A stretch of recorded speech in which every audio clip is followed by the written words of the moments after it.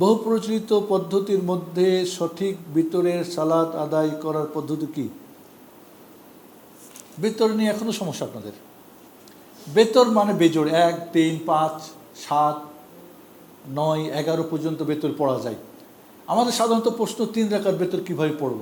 3 রাকাত বেতর পড়ার পদ্ধতি হলো একসাথে 3 পড়বেন, নিয়ত করবেন 1, 2, মধ্যখানে বসবেন না, 3 শেষ করে এরপর রুকু থেকে উঠে আপনি কুনুত করেন, এরপরে সেজদা করেন, এরপরে বৈঠক করেন, সালাম ফিরান।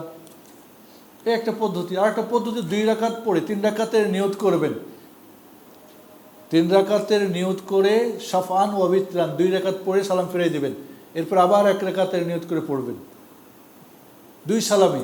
এই দুইটাই হলো বিশুদ্ধ পদ্ধতি।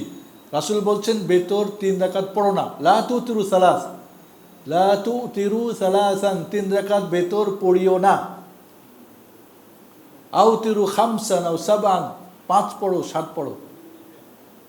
তাহলে এক হাদিসে আল্লাহ নবী স্পষ্ট 3 রাকাত বেতর পড়তে নিষেধ করছেন। আবার অন্য হাদিসে বলছেন লা তুশাব্বিহুল বিতরা মাল মাগরিব, মাগরিবের মতো করে তোমরা বেতর পড়ো না। এর মানে যেখানে 3 নিষেধ করেছেন, মাগরিবের মতো নিষেধ। তা আমরা 2 রাকাত পড়ে বৈঠক করলে তো মাগরিবের মতো হয়ে গেল, হলো না। আল্লাহর নবী থেকে 2 রাকাত পড়ে বৈঠক করার কোনো দলিল নেই, কোনো দলিল নেই। বরং সাহাবা ইকরাম থেকেও এই ধরনের কোনো বিশুদ্ধ দলিল নেই। তারপর আমাদের দেশে আমরা 2 রাকাত পড়ে বৈঠক করি, এরপর উঠি আবার উল্টা তাকবীর দিই। সেভাবে কোনো কেউ মাযহাব ফলো করলে তার নামাজ হয়ে যাবে, হবে না এমন কথা বলবেন না। তবে সঠিক পদ্ধতি ফলো করলো না।